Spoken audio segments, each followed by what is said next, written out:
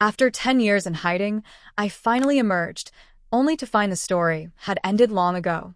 The apocalypse had already burned through its climax, leaving behind the closing chapters of a ruined planet. Quaid Cole, the novel's chosen hero, had carved out a fragile haven for humanity. Society, or what was left of it, was inching toward recovery. None of that mattered to me. On my very first day in this unfamiliar existence, I was hit with the truth. I wasn't human anymore. I was a jellyfish, bobbing lazily inside a tank owned by Quaid Cole himself. A jellyfish. No eyes, just light detection. Thoughts stripped to the basics. But I still remembered him. He fed me plump shrimp, always fresh. He kept my water perfectly balanced, just the way I liked it. Sometimes, he would tap my bell or trail his finger across my tentacles. Then one day, he simply stopped coming. And I hated how much I missed him. Ridiculous. A human had managed to win over a creature that was 90% water. When the world collapsed, everything alive twisted into something new. Plants mutated, animals turned monstrous, entire continents sank, and tsunamis swallowed most of the land. I knew none of that.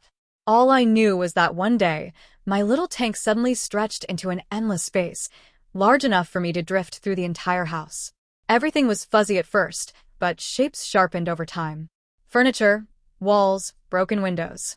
It looked like a home built for one person. Before the world drowned, it might have been beautiful. Now the living room floated upside down, chairs hanging near the ceiling. Trophies and medals drifted weightlessly like decorations in an eerie underwater museum. During my wandering, I discovered a laminated photograph. A man stared out from behind a pair of strange goggles, hair buzzed short, lab coat swinging open like he was challenging the camera. His brow was drawn tight, but something about him felt warm. He must have been a good person. No, he had to be. I tapped the photo with a tentacle, my body glowing at the touch. I needed to find him. Leaving your pet behind was unforgivable. Also, I was starving. If I tracked him down, maybe he'd feed me shrimp again. My first escape attempt ended with me crashing into a floating dresser.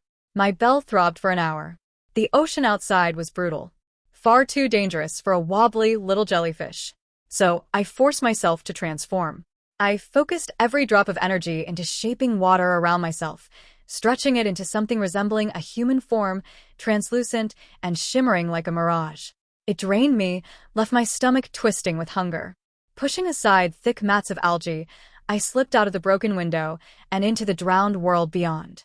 A sunken city unfurled in silence. Fish flickered through collapsed towers, and shredded clothing drifted like wandering ghosts. Even the smallest fish looked wrong now, bloated into giants or painted with poisonous colors, bodies humming with mutations. Human civilization had never seemed weaker. The instant I left the house, a storm of fish shifted toward me, and seaweed surged like hungry hands reaching to snatch me. Back when Quaid cared for me, the smallest change in water temperature made me fold up and pretend to die. Jellyfish are fragile. Now the cold bit straight through me. Perfect. I was getting hungry anyway, I said, grabbing a fistful of seaweed and chewing it as I drifted along. Maybe that fish has soft bones, I muttered. Several fish bit me, but the wounds sealed as fast as they opened. Regeneration is a jellyfish's greatest gift. Still tastes awful hick. I grumbled, swallowing anything that seemed remotely edible. After clearing the area of snacks, I pulled out the photo again.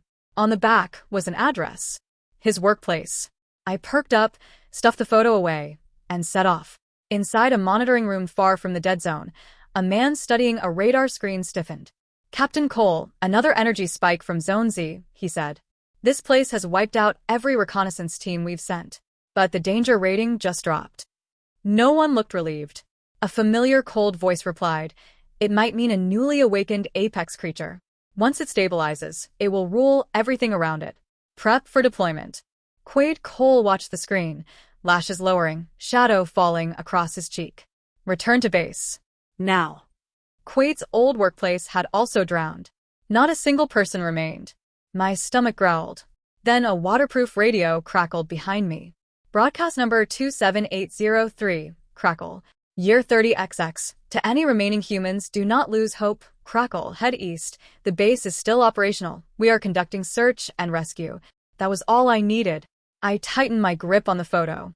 I threw on the white lab coat I found floating near a desk, unaware that an empty bubble of death had formed around me, a silent sphere where even shrimp refused to swim close. On the desk lay sealed documents. One page in familiar handwriting read, "Instructions for handling a picky, spoiled, easily offended jellyfish. 1. Change water regularly. 2. Provide plenty of food. 3. Gentle contact." Gentle contact? He poked my bell like he was checking if it would pop. I kept traveling east, and the water gradually became shallower. Somewhere along the way, I found a pale blue shoulder bag floating among the debris. I carefully filled it with colorful shells, smooth stones, and tiny coral blossoms. These would be gifts for my keeper when I finally reunited with him. Humanity had squeezed itself onto the last remaining stretch of land. When the shoreline came into view, I rose carefully toward the surface. I lifted a hand through the water to test it. No burning, no pain. I dragged myself onto land, soaked and unsteady. My body no longer shimmered like glass, and every movement felt awkward. I had not met a single person on my journey, but shortly after stepping onto dry ground, I stumbled across a small group. They guarded a net full of fish, as if their lives depended on it. When I asked for directions, they traded wary glances. "You want to reach the base?" The man leading them snorted. "Think you can just walk in? People risk their lives for a chance to get inside."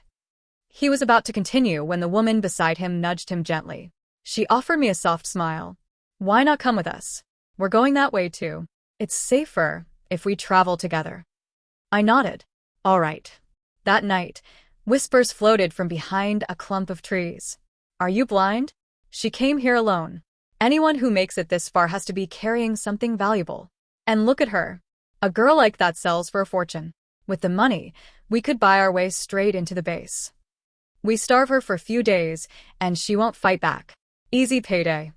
In the darkness, two pairs of greedy eyes stared at me as I slept. This place was a settlement outside the base. The base provided medicine and food for the masses, but only those who passed its tests could actually live inside. At dawn, they insisted we move on without breakfast. As we walked, the woman, who said her name was Belle, kept probing. "What are you going to the base for, sweetheart? How did you come all this way?" I thought about telling the truth, but quickly stopped myself. I didn't want anyone knowing I used to be a jellyfish. I'm looking for family. I swam here." Belle held back a snort. "Swim through the mutant sea, alone? Not a chance." "Idiot," she thought. "Your bag looks heavy. Let me carry it." I hugged it protectively. "No thank you. These are my treasures." My keeper was going to smile so brightly when he saw them. "Right? How old are you? Where do you usually stay?" I blinked at her, curious. Belle almost tripped. We kept moving for several days. Belle claimed they only ate once a day because food was scarce. I couldn't swallow the dry biscuits they offered, so each night I sneaked away to a nearby stream. The freshwater creatures there had mutated too. Fish and crabs leapt from the water to bite at my legs. I released 2 tentacles, caught half a basket, and devoured them until my belly was round and warm. So while I bounced along full of energy, Belle and her husband grew slower with each passing hour until they were practically holding each other upright. They had food. Why didn't they eat it? Humans were confusing. 3 days later, we reached a ruined town. The scent of oil and smoke hung heavy in the air. People lingered by the street with unfriendly stares. Belle's husband muttered something about repairing his weapon and disappeared. Belle squeezed my hand. "Things aren't like before. Not for women. If we don't find safety, anything could happen. This town is good. Plenty of powerful men here. You could settle down, live comfortably." I blinked. "Isn't this the base?" "Silly girl, the base isn't all that special." She tapped my head as if speaking to a child. "Sit right here in the park and wait. Don't wander off." I watched her walk into a shop with a dark sign hanging above its door. Her idea didn't feel right. Belle meant well, maybe, but I didn't want to stay here. After haggling, Belle finally closed her deal. When she hurried back to the park, she stopped dead in her tracks. Several heavily armed men were standing around me. "This is her?" one of them asked. Spotting Belle, I waved brightly. "Sister, I found someone for you. He can help you stay here safely." Belle stared at me, stunned, speechless. "This kind uncle heard that a woman wanted to stay here, so I brought him to you," I added helpfully. "That's her." "You?" "I'm not," Belle sputtered, but 2 men grabbed her arms and held her still. Another covered her mouth. Oh, and her brother wants to stay too, I said, eager to share more good news. No need to thank me. You both took such good care of me on the road. Bells sagged in their grip, her face chalk white from shock and hunger. Good. We can always use more labor, the uncle said. He was surprisingly kind. When my shells had spilled earlier, he had gone pale as snow. After learning about the brother and sister, he slapped his chest and promised he would handle everything. He handed me 2 gold bars. Your finder's fee. 50 grams for the woman. 10 for the man. Thank you, uncle, I replied cheerfully, slipping the gold into my bag. Now I had enough money for the rest of my journey. And Belle and her husband finally had a safe place to stay. Everyone won. When I reached the base, they would surely praise me for being the smartest and kindest little jellyfish. I spent half a day in town, buying dry food and a few simple dresses. I thought about buying a weapon but decided against it. I didn't know how much farther the base was and didn't want to make my bag heavier. Now that people were around, finding the route was easy. I joined a steady flow of survivors heading in the same direction. You have to pass an assessment to enter the base. Please let me get someone easy, not Captain Cole, someone whispered. I heard he built the base with his own hands. The group fell into uneasy silence. Everyone knew the chaos of those early years. Someone who could carve out a sanctuary back then was no gentle saint. He was steel, forged by blood and ruin. When I was a kid, my mother scared me with his name at night. Same here, she said he'd drag me away if I didn't sleep. I followed behind them, trembling. I could not picture my gentle keeper in this fearsome light. I imagined him with red eyes, claws, fangs. My stomach twisted. By the time we reached the base, my legs felt like jelly. The towering walls gleamed coldly in the afternoon sun. Survivors rushed to queue in front of the heavy iron gates. But the guards were absent. The gates remained tightly sealed. Inside the base, alarms blared across the corridors. SSS alert, SSS alert, unidentified high-level mutant detected. Their systems had tracked a deadly creature traveling from the dead zone for days. It had finally reached their front door. Report, Captain Cole. A group of survivors is gathered at the entrance. No other activity detected. We suspect the mutant may be among them, or using one as a host. We still don't know what form the creature takes. Quaid studied the monitor. His attention caught on a girl in a white dress standing among the grim crowd. Others noticed her too, stepping away warily, but she seemed lost in her own world. She was lifting a blue seashell to her hair, trying to clip it in like an ornament. Someone that delicate could never survive out there. He dismissed her and kept scanning the footage. Captain? Move them to the temporary shelter. I'll handle the assessment myself, he ordered. I was struggling to attach the shell to my hair when a gentle-looking man approached. He wore glasses and had a warm smile.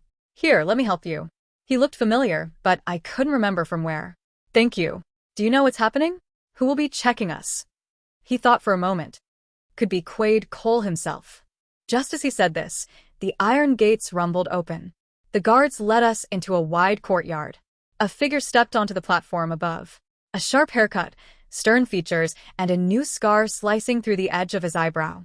He wore a dark uniform, his cap casting a shadow across his jaw. His presence alone silenced the crowd. I rose onto my toes, comparing him to the photograph in my hand. No claws, no fangs. That was definitely my keeper. I am Quaid Cole, and I will be conducting your assessment. The man with glasses noticed my confusion and leaned closer. He whispered that after the world collapsed, not only animals changed, but a handful of humans did too, and that was why the base was searching for people with awakened abilities. Right after that, Quaid announced the trial. We were supposed to defeat a megalodon inside a simulation room. Everyone entered according to their number.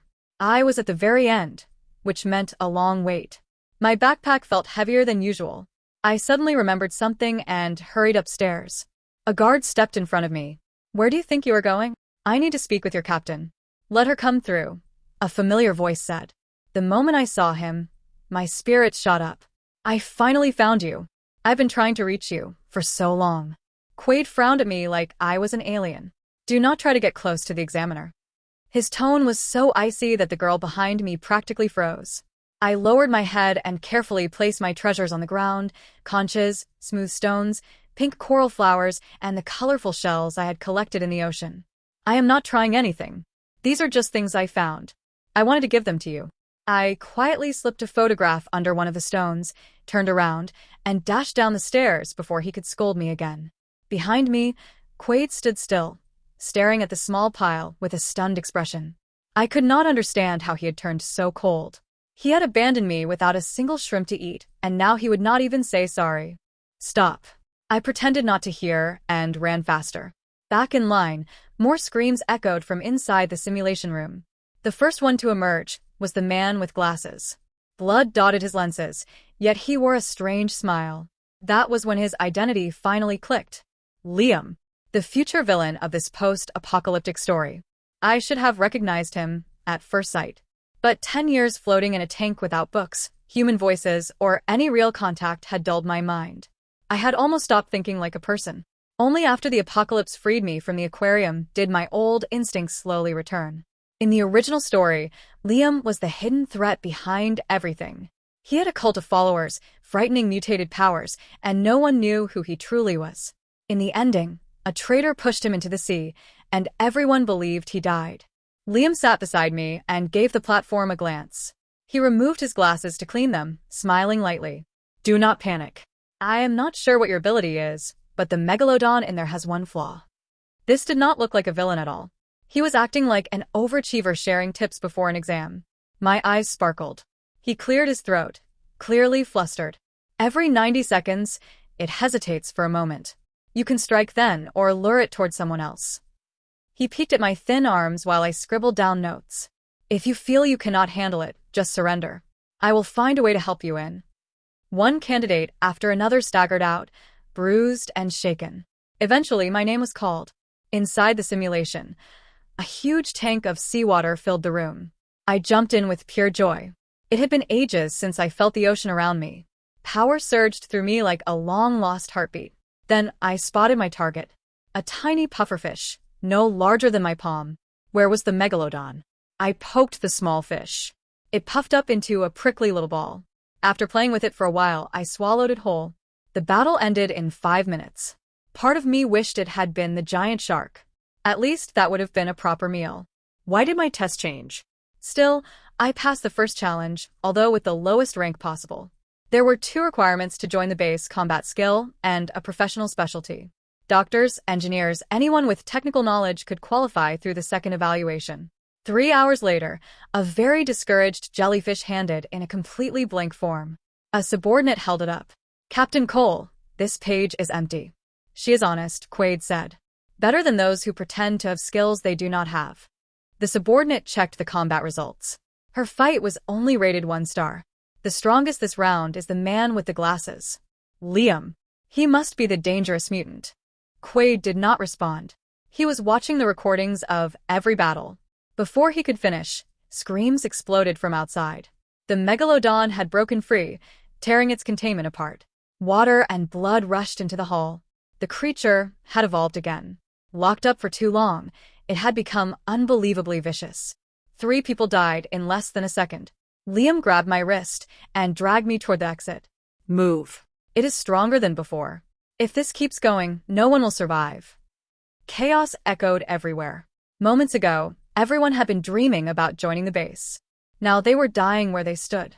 I stopped and reached up to pat his head, just as he had tried to comfort me earlier. There. It will be all right. Liam stared at me, completely confused. I walked into the churning water.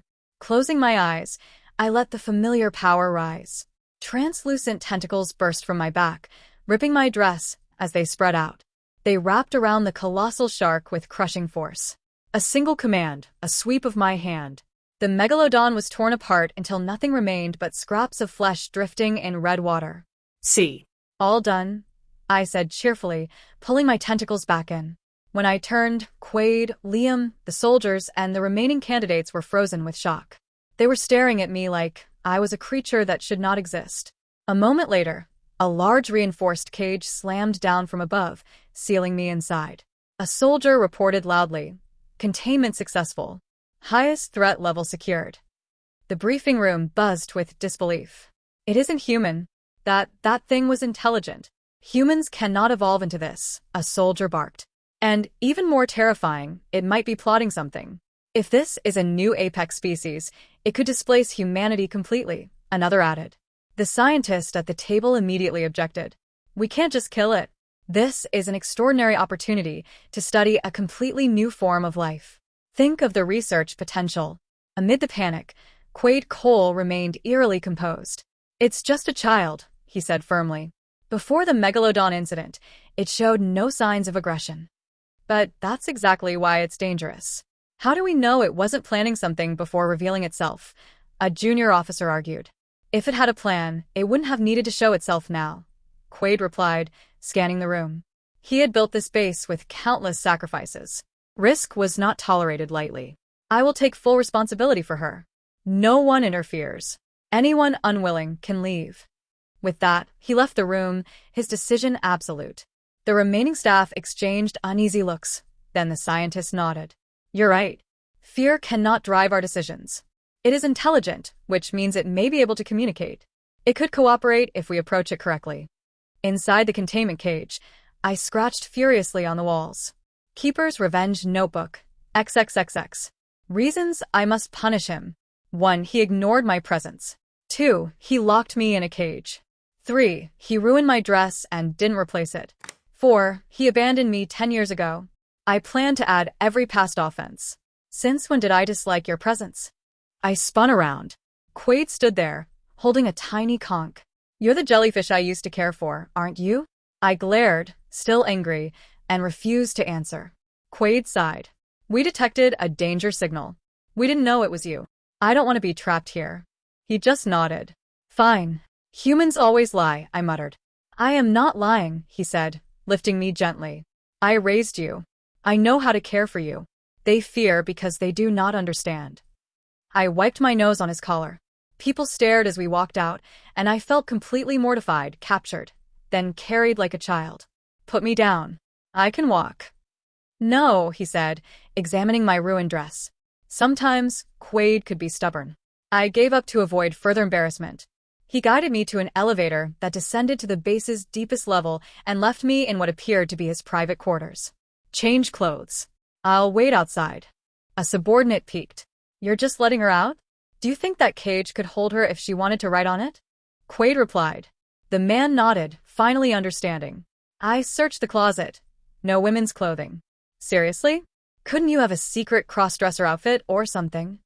With nothing else to wear, I pulled on one of his oversized black shirts. It hung like a loose dress. When I came out, Quaid fastened the top button. We need proper clothes for you. Then he took my hand and led me to the dining hall, explaining the base layout along the way, agricultural areas, education zones, seed banks, and safe pre-mutation livestock. The dining hall was almost empty. Plates piled with crabs, lobsters, scallops, and shrimp. My 2 lives had taught me to love seafood, and this was heaven. Captain Cole sat beside me, calmly peeling shrimp and dropping them into my bowl. I stuffed myself, savoring every bite. The staff watched, unsure if this was the fearsome captain they knew. Don't be picky, Quaid said sternly, noticing me try to discard squid tentacles. They feel like eating myself. I mumbled. He quietly removed them. A few of my own tentacles floated free as I ate. Quaid stroked them methodically. They curled shyly at his touch. I'm full, I announced. I hope jellyfish don't get fat. He replied. Let's go. He reluctantly let go of my tentacles. That afternoon, we bought clothes and toured the base. At first, people were wary, but seeing me behave normally eased their fears. Some even approached to greet me. Quaid remained beside me, quietly protective. He had devoted his entire being to this sanctuary, and the residents' gratitude reflected that. In a white laboratory, I hesitated. Quaid squeezed my hand. Just a checkup. Stop if you feel uncomfortable. After being measured, weighed, and examined, he returned me to his quarters. Life felt familiar again. He oversaw the creation of a seawater zone for me. I could live on land, but being in water restored my strength. To regain my human abilities, I requested schooling during the day. Okay, Quaid agreed. My memories returned with practice. Soon, I wrote my name on a piece of paper, Mia. He covered my hand and wrote 3 words beneath it, Quaid Cole. I want you to remember my name in case you transform again. If I see it, I'll know it's you. I won't lose you again, I whispered. I suggested he change his name to Al for convenience. Life at the base settled into a rhythm. I studied, patrolled hazardous sea zones, and lived in a separate room under Quaid's supervision. He managed my meals, instructed me on machinery and weapons, and scolded me when I tied my tentacles in knots for fun. One evening, I ran into Liam, who had successfully joined the base. "It's been a while," he said with a polite smile, though I couldn't read his eyes. "I've heard about you. I wanted to meet you, but you're kept on a tight leash." Quaid was away in a sea zone, and curiosity got the better of me. "Not bored?" Liam asked. "Not at all. I was raised as a captive moon jellyfish," I replied. "You like the base?" "They're using you as an experiment." Before I could answer, he produced a large coat and hat, bundled me up, and with a sharp prick to my neck, injected a tranquilizer. Funny enough, the first tranquilizer didn't work. I opened my eyes, unimpressed. Liam, clearly prepared, pulled out an even larger syringe. "You're a monster," I muttered. Bad news. I'd been kidnapped. After several more injections, I finally drifted into unconsciousness. When I awoke, I was in a room I didn't recognize. Liam's familiar gentle smile had shifted, now appearing cold. I tested my limbs, full strength intact. I yawned, stretching casually. "You've crossed the line. Call my keeper and he'll deal with you," I warned. He remained calm. "You've seen what I'm capable of. You really think you could restrain me?" He stepped closer, lifting my chin with a touch that felt unnervingly appreciative. "You could kill me, even destroy everyone here. But..." A heavy curtain slid aside, revealing a massive monitor. It displayed every critical sector of the base. "If I die or press this button, the bombs hidden throughout the base will go off. And don't think Quaid is around to save you. If my plan worked, he's already gone." I rolled my eyes. Surprise. He's not that easy to kill. Liam leaned closer, voice low. "What does he do to captivate you? Was it like this?" Then he ripped open the top of my shirt and bit me. I kicked him across the room with ease. 20 feet. Is nothing sacred? He was attacking a little jellyfish. Moments later, a small square of the monitor erupted in flames. Thick smoke billowed from the agricultural zone, scattering the workers. Liam coughed, blood streaking his lips, yet stood unharmed. "I warned you. You could kill me, but the entire base comes down with me." My stomach churned at the sight. The casualties in the open fields were minimal, but I could see the education, residential, and lab zones on the screen. I immediately regretted my attack. It was only a bite. A wave of nausea surged through me. My power churned violently. I turned my back on him. "Be good," he said, forcing my gaze back to him. "I will," I said, forcing the words. This place was Liam's underground lair, smaller than the base and teeming with mercenaries who survived through looting. Their last heist had devastated the town I had passed earlier. He had no intention of treating me kindly. The reason for my kidnapping was simple: my powers. By day, they forced me to participate in experiments, creating serums from my blood to induce mutations in others. When they discovered my healing ability, the experiments intensified. They tested my regeneration relentlessly. Tentacles could regrow within minutes, broken bones healed in 10, and even drained blood replenished in half an hour. I could recover, but the pain was real. Quaid never appeared on the screens. I didn't know if he was alive. Every night, Liam attempted to restrain me. I warned him, "Push me too far, and even I can't control what happens." He seemed to understand. "Once the experiments are finished, I'll release you," he said. "They underestimate your true potential. You could change the world," he added, voice softer. "When I first saw your power at the base, everyone feared it, but I was captivated. Never have I seen anything so magnificent." I said nothing, burying myself under the covers. I vowed never to speak to him again. He leaned closer, tracing my lips with his finger. "Nothing is more beautiful than witnessing the breaking of beauty."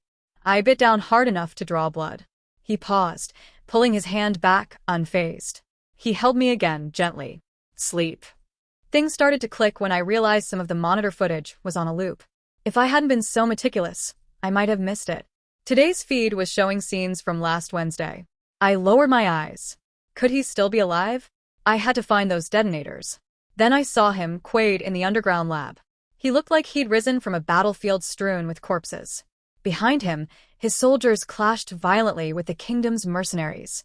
3 days earlier, he had awoken from a coma, immediately sweeping the base for threats. Using surveillance and reconnaissance, he had tracked down Liam's underground kingdom. What he didn't know was that Liam's team had been experimenting on me, creating pills that enhanced their mercenaries' strength. The battle was brutal, a final confrontation of humanity's remnants, each side driven by survival and selfish desires. I didn't know what was happening beyond the lab. Liam dragged me into the highest security room, still smiling. I know you hate me. I'd rather die at your hands. I unleashed all my tentacles. I knew this day would come, Liam said, obsession clear in his eyes. I knew when Quaid's body wasn't found. But I don't regret a thing. Otherwise, you'd never have been mine. I decided not to give him that satisfaction. Just as he spoke, a single gunshot echoed. Liam's had exploded. Quaid stood before me, thinner, bloodshot eyes blazing like a demon risen from hell. Step by step, he pulled me into his arms. I smelled the chaos on him. Blood, gunpowder, madness, pain. A bullet had pierced his left shoulder blade. I'm late, he muttered. I felt something wet drip onto my face. Awkwardly, I hugged him back. Don't cry. Mia's back. Quaid moved to destroy the research materials in the lab. I stopped him.